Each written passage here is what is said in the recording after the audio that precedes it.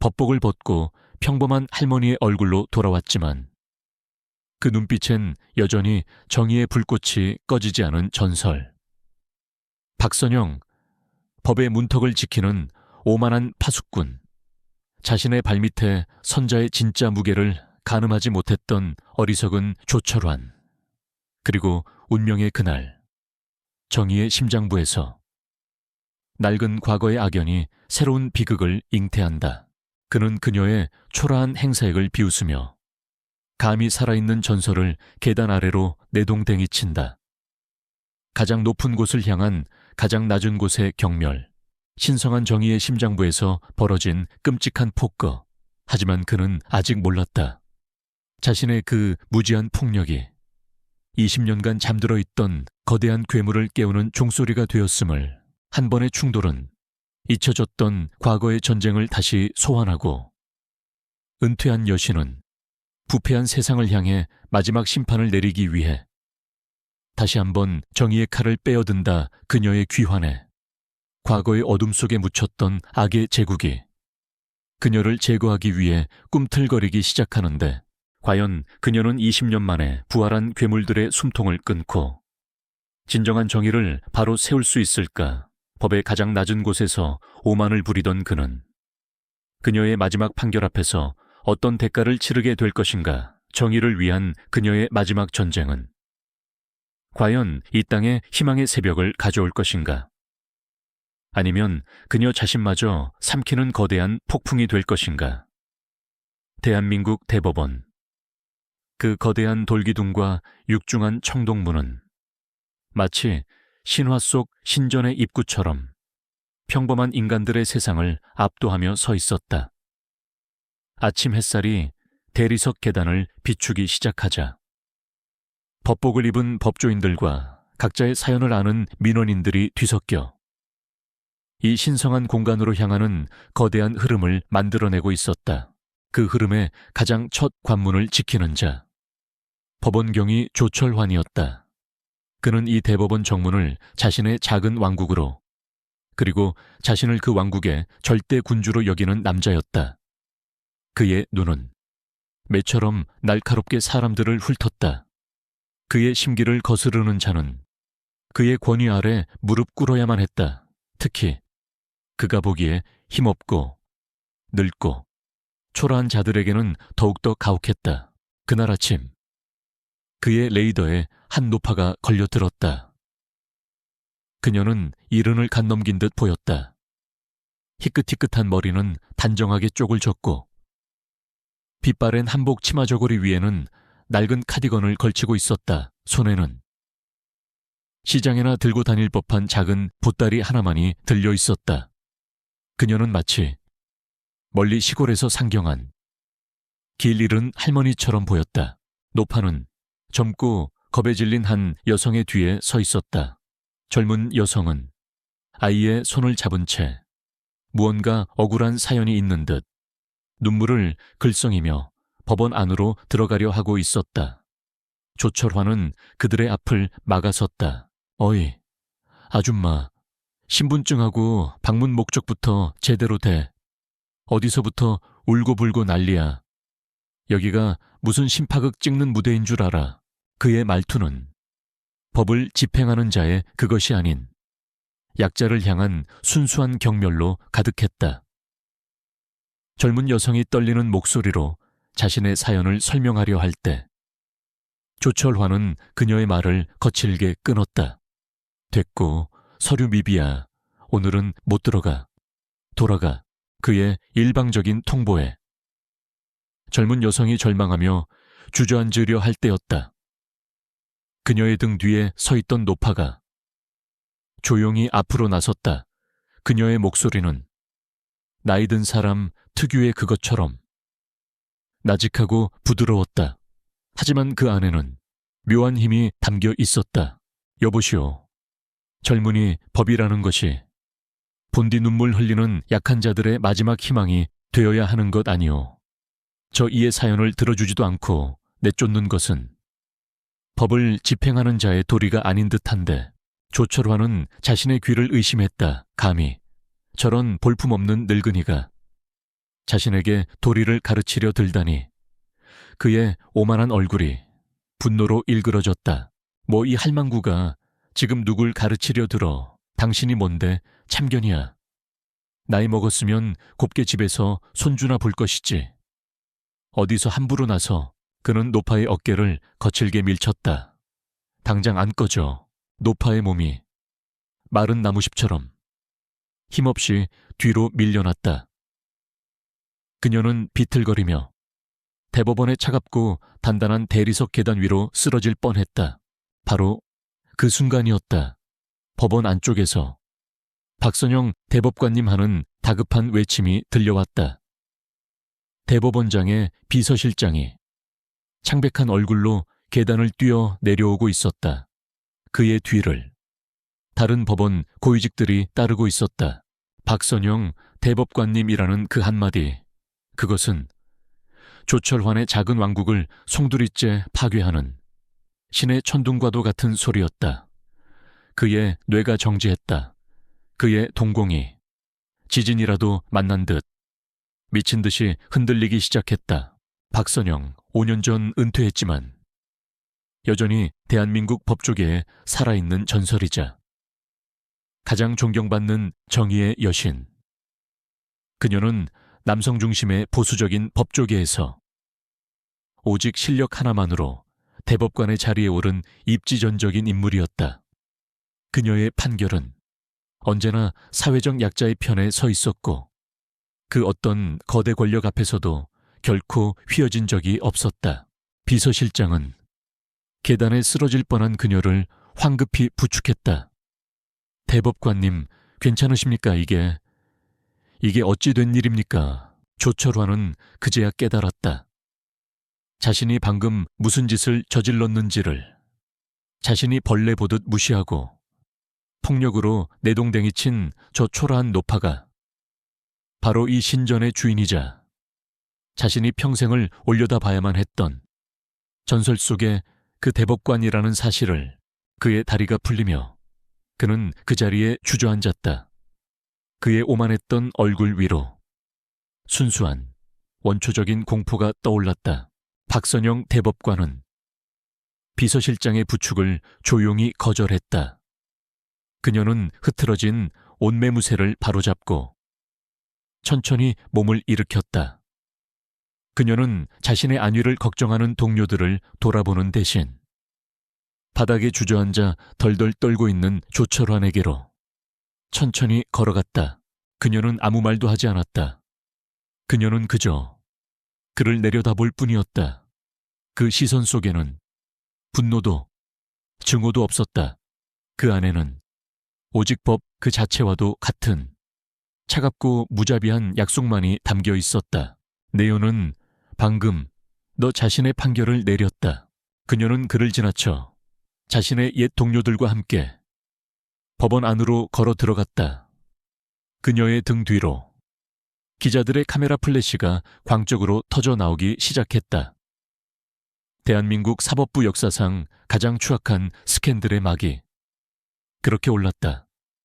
그리고 한 남자의 인생을 영원히 파괴할 가장 조용하고도 잔인한 심판이 이제 막 시작되고 있었다. 대법원장 집무실. 박선영은 정중하지만 단호하게 자신을 위한 모든 과잉 의존과 보호를 사양했다.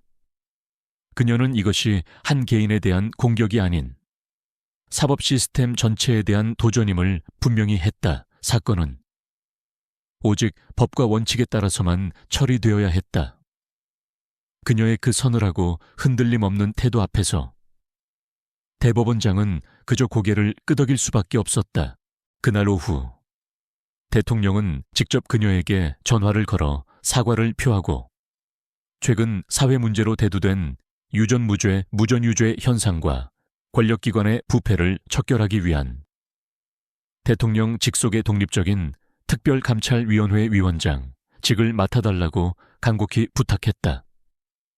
5년 전 그녀가 법복을 벗었던 이유도 바로 그 거대한 부패의 벽 앞에서 느꼈던 무력감 때문이었다. 이제 국가가 그녀에게 그 벽을 부술 수 있는 가장 강력한 망치를 쥐어주려 하고 있었다.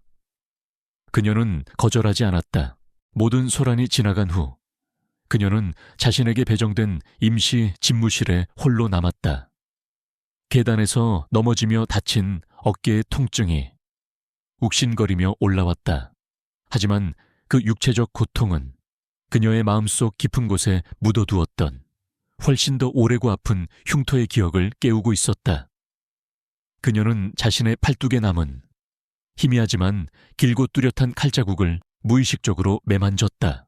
그 흉터는 20년 전 그녀가 아직 서울중앙지법의 젊은 부장판사였던 시절에 새겨진 그녀의 훈장이자 주홍글씨였다.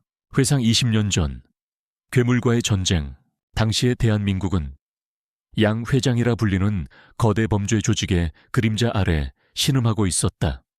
그는 사채와 불법 도박, 그리고 건설 비리를 통해 부를 축적했고 그 돈으로 경찰과 검찰의 고위직들을 매수하여 자신만의 철옹성을 구축한 무소불위의 제왕이었다. 아무도 감히 그를 건드리지 못했다.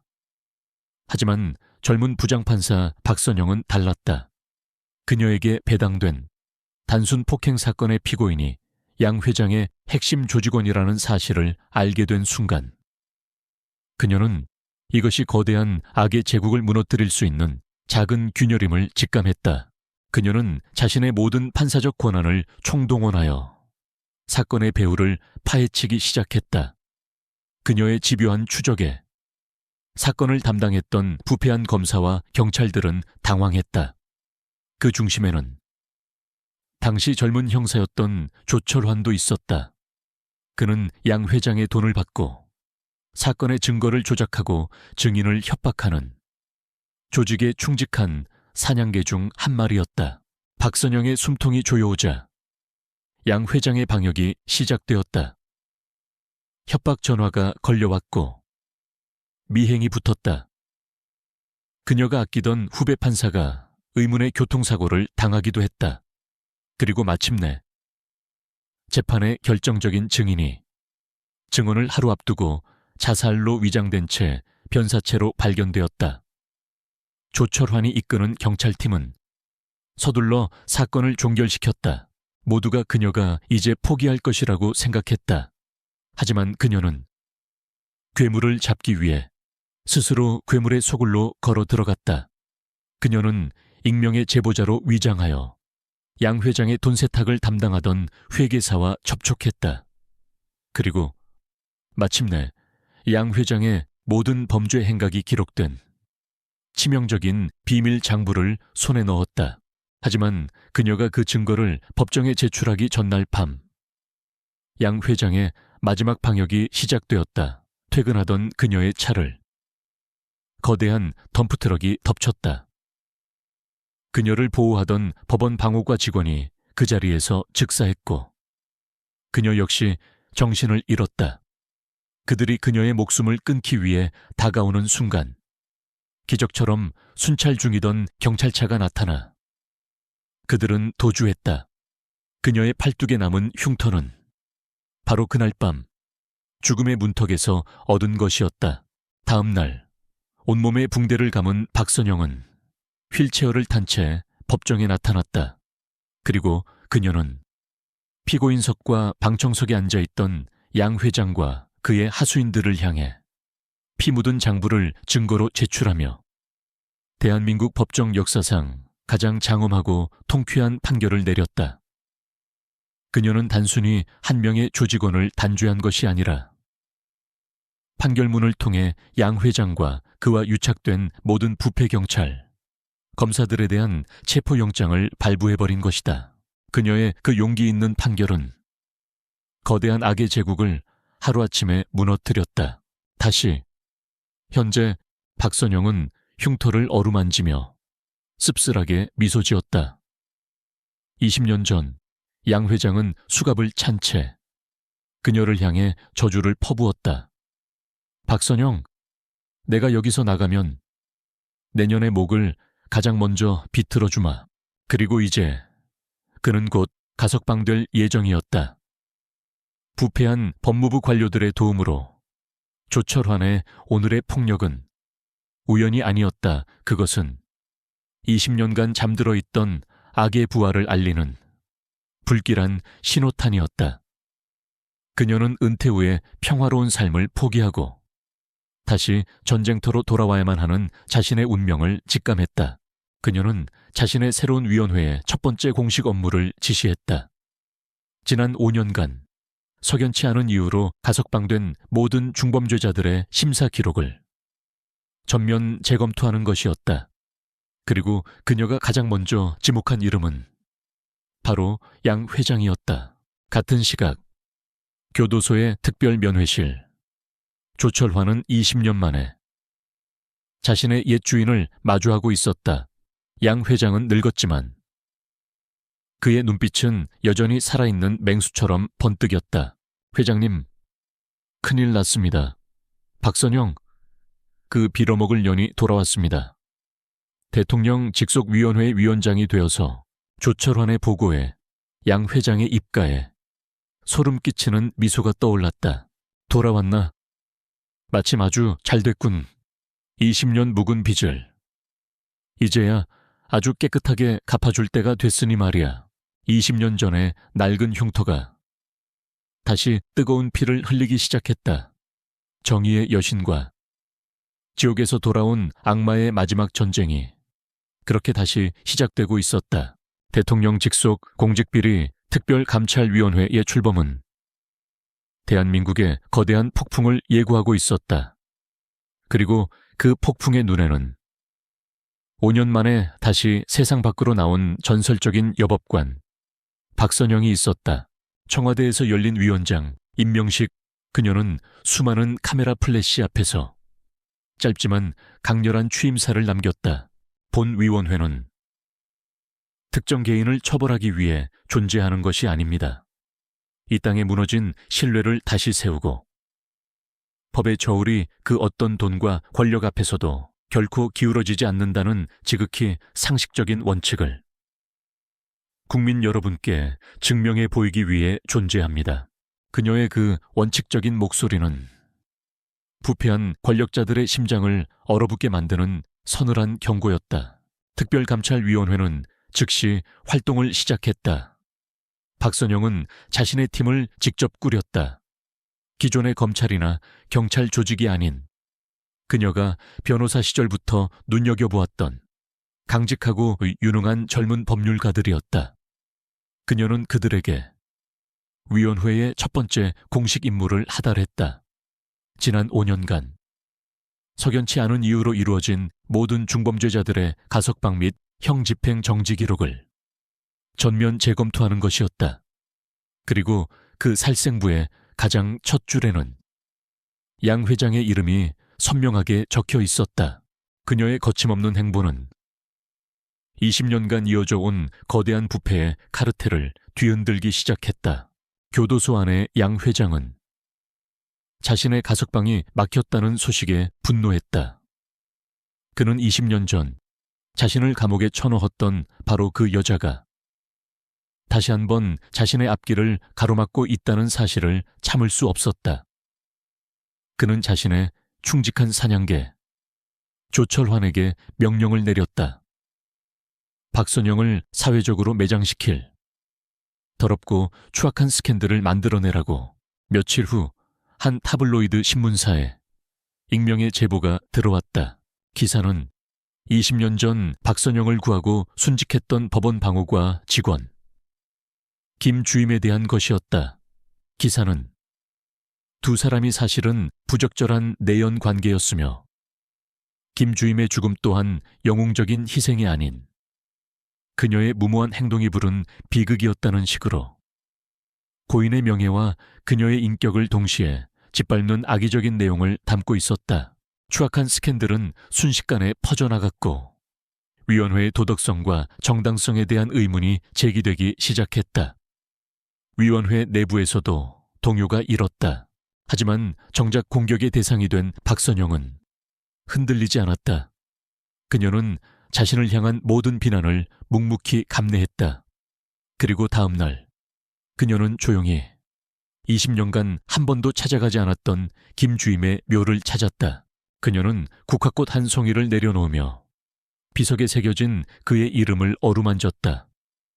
김 주임, 미안해요. 내가 당신을 죽어서까지 편히 쉬지 못하게 만드는군요. 그녀의 눈가에 아주 잠시 이슬이 맺혔다. 하지만 걱정 말아요.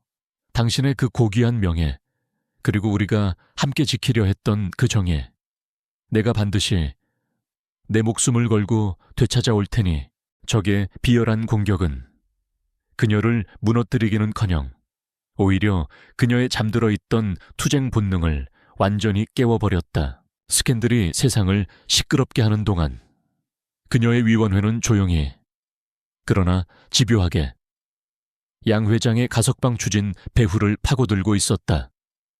그리고 마침내 결정적인 증거를 찾아냈다.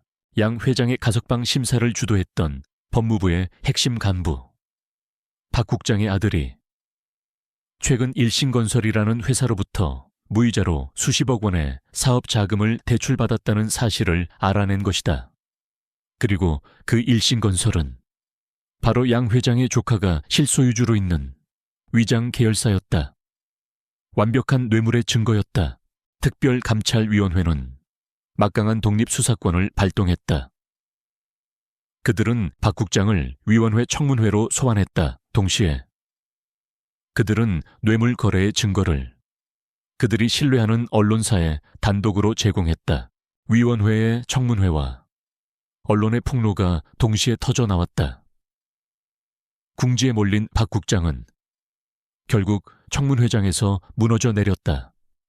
그는 양 회장 측으로부터 아들의 사업 지원을 대가로 그의 가석방을 추진해달라는 청탁을 받았다고 모든 사실을 자백했다. 그날 저녁 모든 뉴스의 헤드라인은 박 국장의 구속 소식으로 도배되었다. 속보 법무부 가석방 심사위원장, 양 회장에게 뇌물받고 가석방 추진, 특감이 조사 중 정역 체포, 박선영이 쏘아올린 첫 번째 신호탄은 정확하게 부패의 심장부 한가운데에 명중했다. 그녀는 양 회장과 그의 비호 세력을 향해 분명하게 선전포고를 한 것이다. 네어이 중 누구도 안전하지 않다. 거대한 폭풍이 마침내 그 서막을 올리고 있었다. 박 국장의 구속은 거대한 두 개 생긴 첫 번째 균열에 불과했다. 박선영이 이끄는 특별감찰위원회는 그 균열을 집요하게 파고들어 둑 전체를 무너뜨릴 기세로 양 회장의 제국을 향해 전방위적인 압박을 시작했다. 위원회는 20년 전 양 회장의 재판과 관련된 모든 기록을 원점에서 재검토하기 시작했다. 교도소 안의 양 회장은 20년 만에 처음으로 진짜 위기감을 느꼈다. 박선영은 그가 돈과 권력으로 매수해왔던 기존의 사법체계와는 다른 존재였다. 그녀는 그 어떤 타협도 거래도 통하지 않는 살아있는 법의 칼날 그 자체였다. 그는 자신의 가석방이 완전히 물 건너갔음을, 그리고 이제는 자신의 남은 인생 전부가 위험에 처했음을 직감했다. 그는 움직이기 시작했다. 그는 자신의 충직한 하수인들을 움직여 과거의 흔적을 지우는 작업에 착수했다. 20년 전 자신의 재판에서 증언을 했던 혹은 증언을 할 뻔했던 모든 증인들, 이제는 그의 제국을 유지하기 위해 필요 없어진, 오히려 그의 발목을 잡을 수도 있는 낡고 위험한 졸들이었다. 그의 첫 번째 목표는 20년 전 자신의 검은 돈을 세탁해 주었던 회계사 최경식이었다. 그는 증인 보호 프로그램도 거부한 채 신분을 바꾸고 작은 해안가 도시에서 횟집을 운영하며 조용히 살아가고 있었다. 박선영의 위원회 역시 가장 먼저 그의 행방을 추적하고 있었다. 위원회의 젊고 유능한 박 검사가 마침내 그의 소재지를 파악하고 그를 만나기 위해 달려갔다. 하지만 그들은 한 발 늦었다. 박 검사가 그의 횟집에 도착했을 때 가게는 난장판이 되어 있었다. 테이블은 엎어져 있었고 수족관은 깨져 있었다. 그리고 가게 구석에서 최경식은 공포에 질린 얼굴로 떨고 있었다. 조금 전 조철환과 그의 패거리들이 다녀간 후였다. 그들은 최경식의 가족 사진을 찢어버리고 그의 어린 딸을 해치겠다는 협박을 남기고 떠났다. 나는 아무것도 모릅니다. 20년 전 일은 아무것도 기억나지 않습니다. 제발. 저와 제 가족을 그냥 내버려 두시오. 그는 박 검사의 설득에 앵무새처럼 같은 말만 되풀이했다. 위원회는 첫 번째 핵심 증인을 그렇게 잃었다. 두 번째 목표는 20년 전 양 회장이 운영하던 최고급 룸살롱의 마담이었던 이선주였다. 그녀는 당시 양 회장과 경찰, 검찰 고위직들의 비밀스러운 회동을 모두 지켜본 살아있는 목격자였다. 그녀 역시 모든 것을 버리고 지금은 지방의 한 병원 식당에서 아픈 딸을 홀로 키우며 힘겹게 살아가고 있었다. 위원회는 그녀의 딸이 희귀병을 앓고 있다는 사실을 알고 있었기에 그녀를 보호하기 위해 더욱 신중하게 접근했다. 하지만 양 회장의 정보망은 그들보다 빨랐다. 위원회 소속 수사관들이 그녀에게 접근하기 직전 조철환이 먼저 그녀에게 나타났다. 그는 폭력을 쓰지 않았다. 그는 병원 식당에서 우연히 그녀와 부딪혔다. 그리고 그녀의 귓가에 뱀처럼 속삭였다. 따님이 참 예쁘더군요. 병원에 입원해 있던데 많이 아픈가 봅니다. 아픈 아이는? 엄마가 옆에 꼭 있어줘야 하는데 말이죠. 안 그렇습니까? 그는 웃으며 자신의 휴대폰에 저장된 그녀 딸의 사진을 보여주었다. 명백한 협박이었다. 이선주의 얼굴이 새하얗게 질렸다. 잠시 후 위원회 수사관들이 그녀를 찾아왔을 때 그녀 역시 최경식과 똑같은 반응을 보였다. 그녀는 아무것도 기억나지 않는다며 눈물로 애원했다. 제발 자신의 딸을 건드리지 말아달라고. 연이은 실패에 위원회의 분위기는 무겁게 가라앉았다. 양 회장의 거미줄은 그들의 상상 이상으로 촘촘하고 잔인했다. 하지만 바로 그 절망의 순간 예상치 못한 곳에서 균열이 생겼다. 이선주. 그녀가 수사관들이 돌아가기 직전 몰래 쪽지 하나를 쥐어준 것이다. 그녀는 직접 증언할 용기는 없었지만 한 아이의 엄마로서 그리고 한때 정의를 꿈꿨던 한 인간으로서 마지막 양심의 끈을 놓지 않은 것이다. 쪽지에는 알아볼 수 없는 숫자들의 조합과 함께 붉은 실이라는 단어가 적혀 있었다. 위원회로 돌아온 박선영은 그 쪽지를 들고 깊은 생각에 잠겼다. 붉은 실.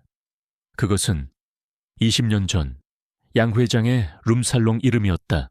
그리고 그 숫자들은 당시 회계사 최경식이 사용하던 비밀 금고의 번호임을 그녀는 기억해냈다.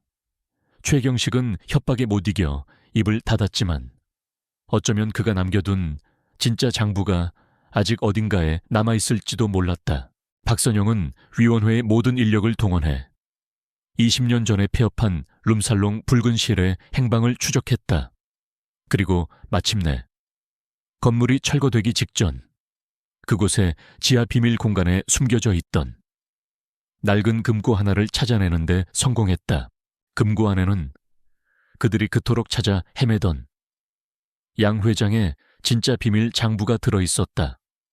그 안에는 지난 수십 년간 그가 매수해온 경찰, 검사, 그리고 정치인들의 이름과 그들에게 건네진 뇌물의 액수가 붉은 잉크로 꼼꼼하게 기록되어 있었다.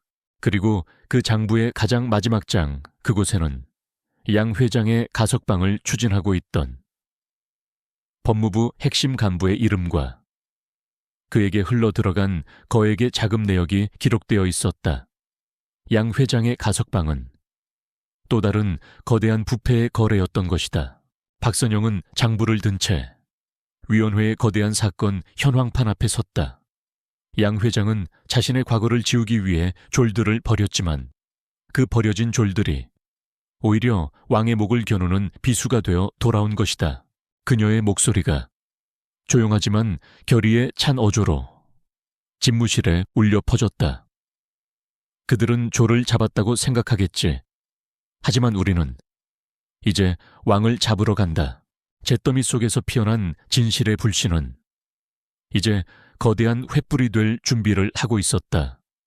박선영과 그녀의 특별감찰위원회는 박진석 연구원이 목숨과 맞바꾼 악마의 장부를 손에 넣었다.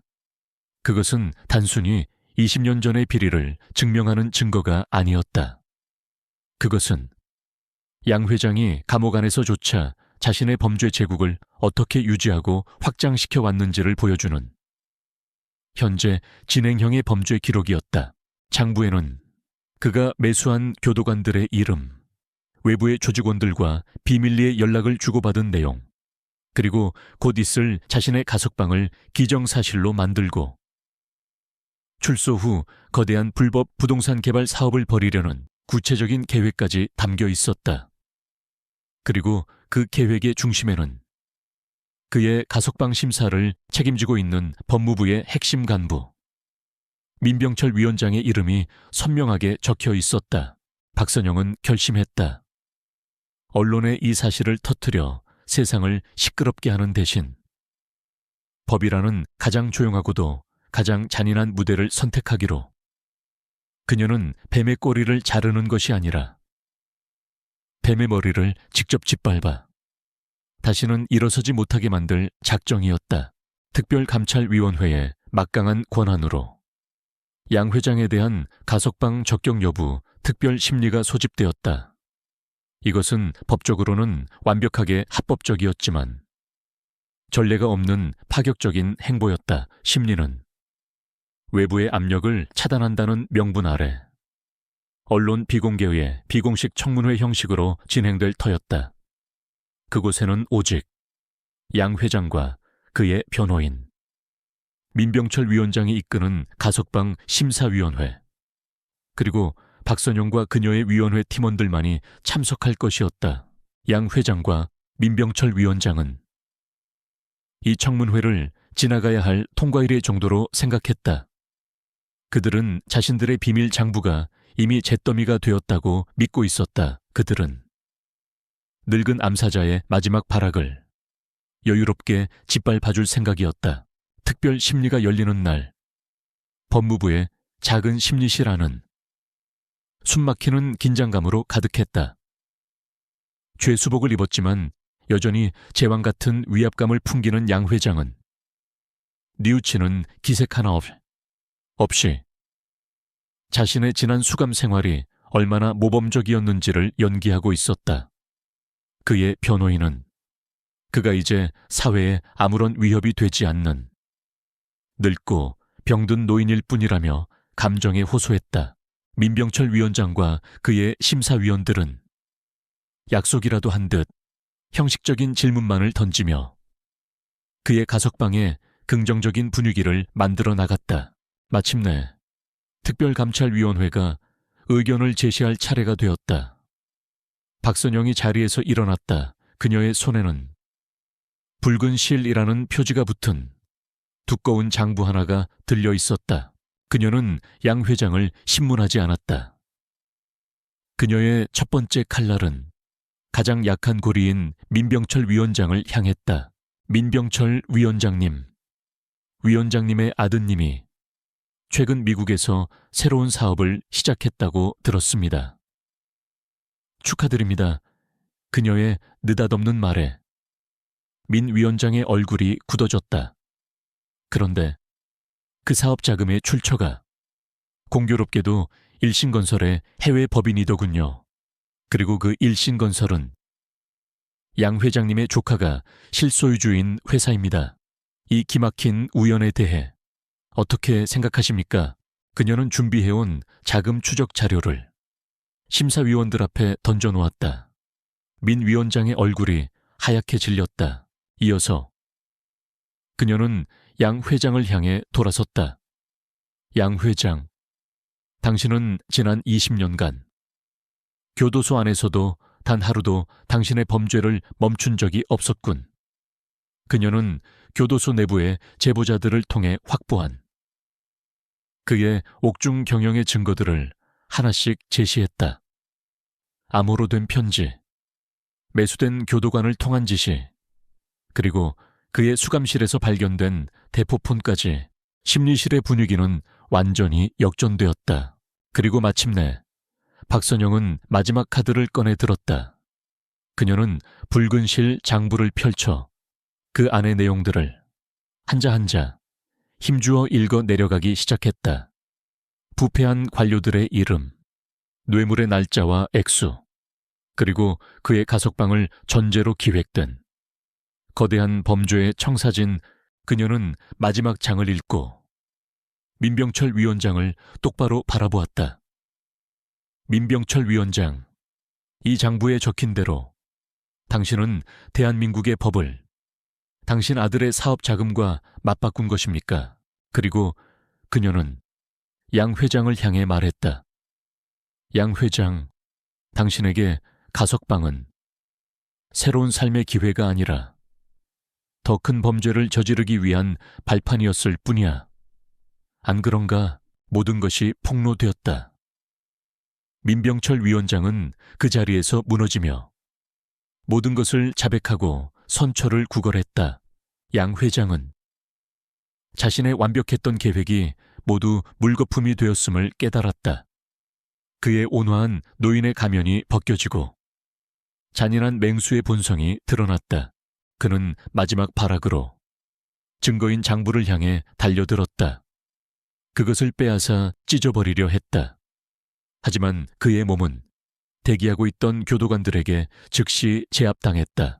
그의 가석방은 그 자리에서 공식적으로 그리고 영원히 기각되었다. 박선영과 그녀의 팀은 아수라장이 된 심리실을 뒤로 하고 밖으로 나왔다. 그들은 가장 중요한 전투에서 승리했다. 하지만 그녀는 알고 있었다. 이것은 끝이 아니라는 것을. 그녀를 따르던 젊은 검사가 물었다. 이제 모든 게 끝난 겁니까?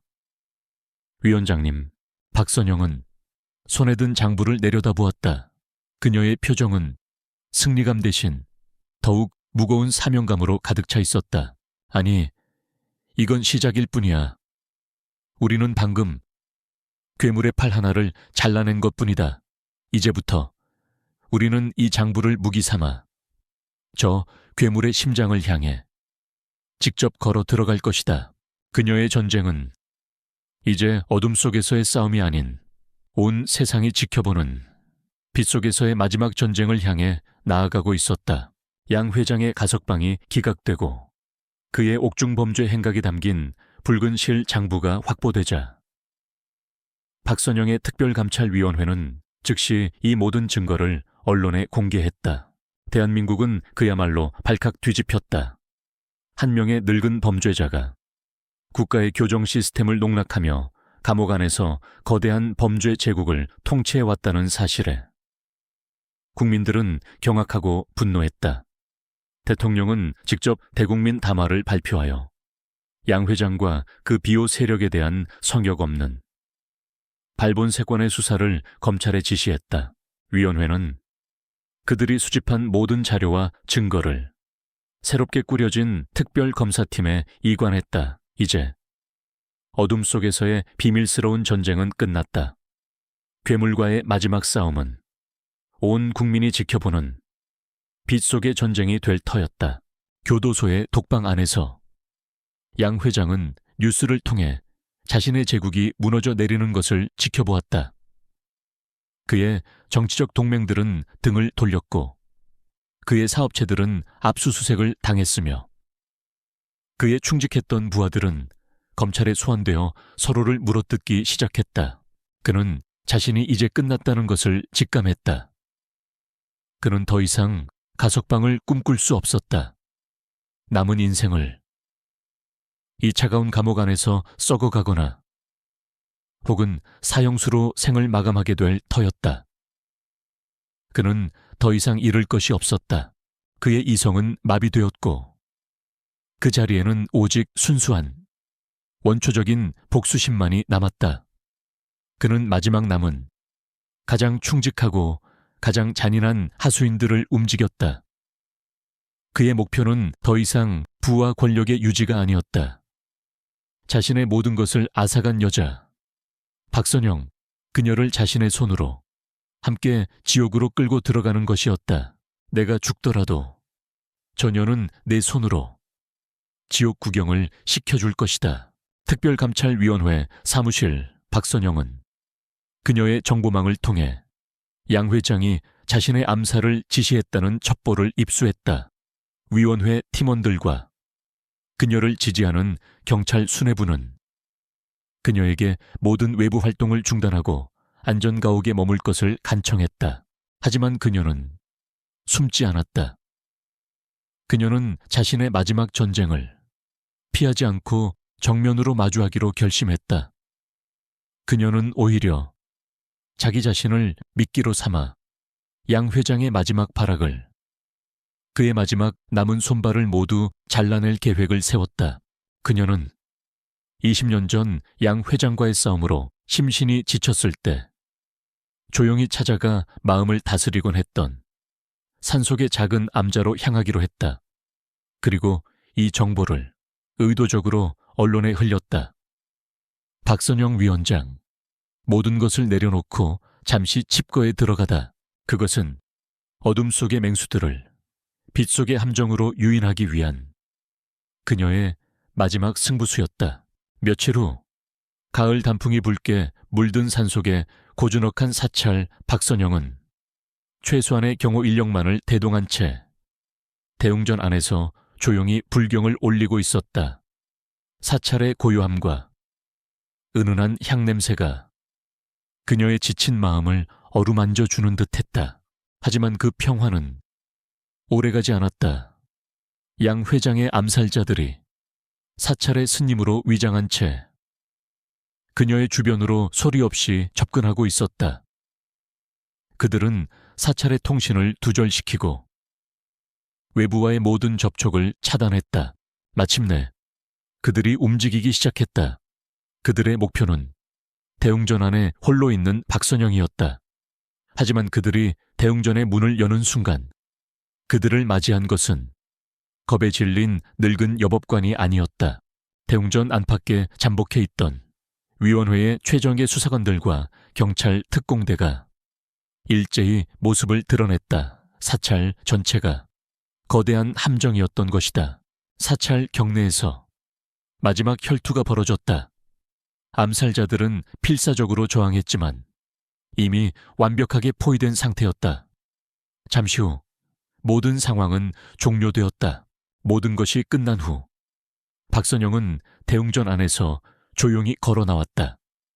그녀는 체포되어 끌려나가는 암살자들을 어떤 감정도 담기지 않은 눈으로 바라볼 뿐이었다.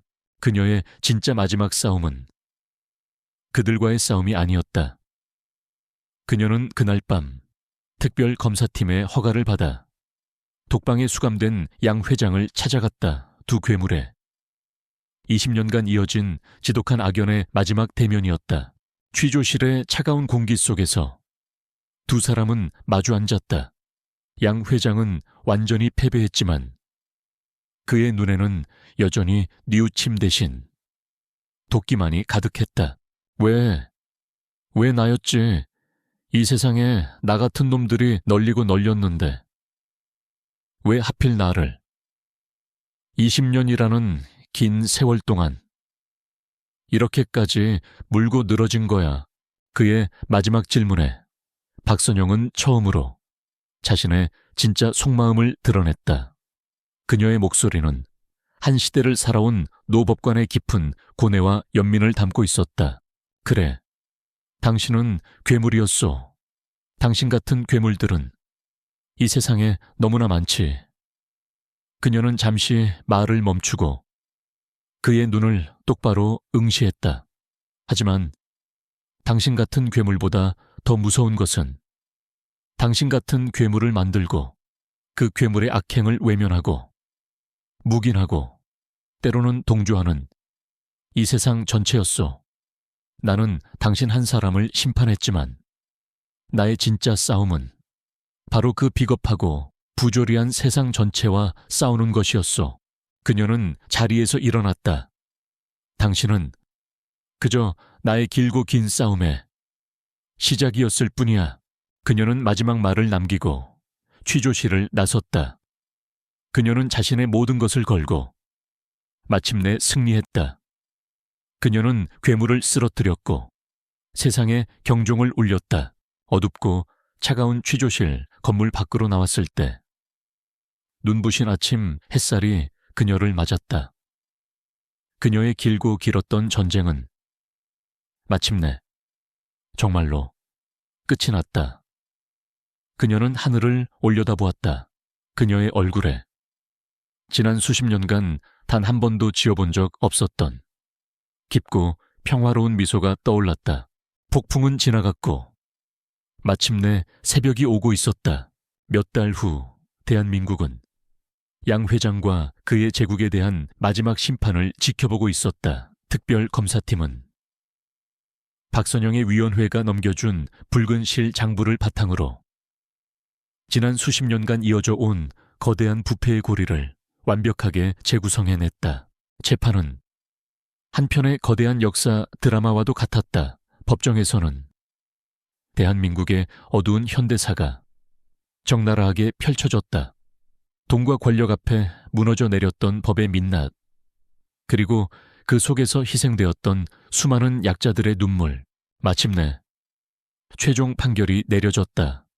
주범 양 회장은 살인교사, 조직범죄, 천문학적인 액수의 뇌물 및 횡령 등의 혐의로 법정 최고형인 무기징역을 선고받았다. 그의 충직한 사냥개였던 조철환 역시 모든 범죄의 공범으로서 수십 년의 중형을 선고받았다. 그들의 부패 카르텔에 속해 있던 수많은 정관계 인사들과 전직 경찰, 검찰 간부들 역시 줄줄이 법의 심판을 받고 몰락했다. 박선영은 그 마지막 선고가 내려지는 순간 법정에 있지 않았다. 그녀는 20년 전 자신을 구하고 순직했던 국임주임의 묘를 찾았다. 그녀는 그의 묘비 앞을 깨끗이 닦고 국화꽃 한 다발을 내려놓았다. 김주임님, 이제 다 끝났습니다. 그녀의 목소리는 비온 뒤의 하늘처럼 맑고 고요했다. 당신의 그 고귀했던 희생이 결코 헛되지 않았습니다. 당신이 지키려 했던 그 정의, 우리가 함께 지키려 했던 바로 그 세상, 이제야 조금은 더 나은 모습이 된 것 같습니다. 이제 부디 편히 쉬세요. 그녀의 길고 길었던 싸움에 진짜 끝이었다. 특별감찰위원회는 공식적으로 모든 활동을 종료하고 해단식을 가졌다. 그 짧은 활동 기간 동안 위원회는 대한민국 사회에 가장 깊은 환부를 도려내는 역사적인 성과를 남겼다. 박선영은 다시 한번 국민적 영웅으로 떠올랐다. 모두가 그녀의 다음 행보를 주목했다. 정계의 러브콜이 쏟아졌고 대법원장 후보로까지 거론되었다. 하지만 그녀는 모든 제안을 정중히 거절하고 다시 자연인 박선영의 삶으로 돌아가겠다고 선언했다. 그녀는 마지막 기자회견에서 이렇게 말했다. 저는 이 사회의 깊은 병을 치료하기 위해 잠시 부름을 받은 늙은 외과 의사였을 뿐입니다. 이제 위험한 수술은 끝났습니다. 이 사회를 앞으로 건강하게 만드는 것은 저 같은 늙은 의사가 아닌 이제 막 의사 가운을 입은 젊고 이상에 가득 찬 다음 세대의 몫입니다. 저는 이제 그들을 믿고 무대 뒤편으로 조용히 퇴장하려 합니다. 그녀의 그 아름다운 퇴장에 온 국민이 뜨거운 박수를 보냈다. 1년 후 어느 봄날 서울의 한 법학 전문대학원 대강의실 박선영은 더 이상 차가운 법복이 아닌 따뜻하고 부드러운 스웨터 차림으로 학생들 앞에 서 있었다. 그녀는 더 이상 정의의 여신이 아닌 인자한 미소를 지닌 노교수, 국민 할머니의 모습이었다.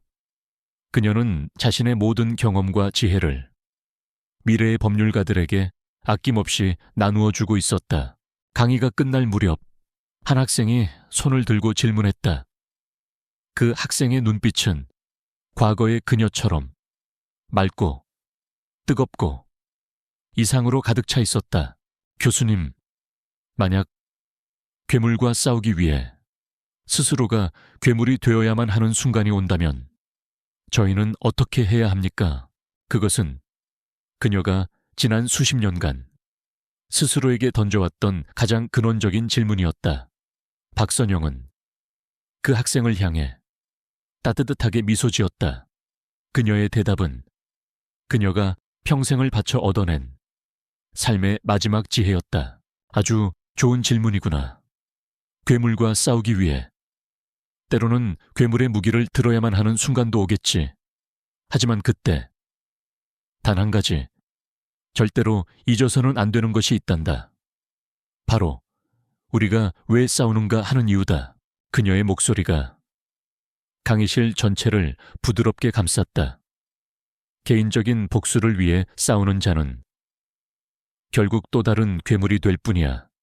하지만 더 나은 세상을 위해, 그리고 우리가 사랑하고 지켜야 할 사람들을 위해 싸우는 자는 결코 그 길을 잃지 않는단다. 그녀는 창밖의 따스한 봄 햇살을 바라보며 마지막 말을 덧붙였다. 법은 책상 위에 놓인 차가운 조문이 아니란다. 법은 결국 사람을 향한 따뜻한 마음이야. 우리가 그 마음을 잃어버리는 순간 우리는 모두 괴물이 되어버리는 거란다. 그걸 잊지 말아다오. 그녀의 강의는 학생들의 우레와 같은 박수 속에서 끝이 났다. 박수 소리를 뒤로 한 채 그녀는 강의실을 나섰다. 그녀는 캠퍼스의 벤치에 앉아 지저귀는 새소리를 들으며 눈을 감았다. 그녀의 길고 길었던 전쟁은 끝났다. 그녀는 승리했고 세상을 바꾸었으며 마침내 자신의 영혼의 평화를 되찾았다. 그리고 이제 그녀가 뿌린 정의의 씨앗들이 새로운 세대의 마음속에서 희망의 싹을 트이우기 시작하고 있었다. 정의의 새벽은 그렇게 가장 평범하고 따뜻한 모습으로 다시 밝아오고 있었다.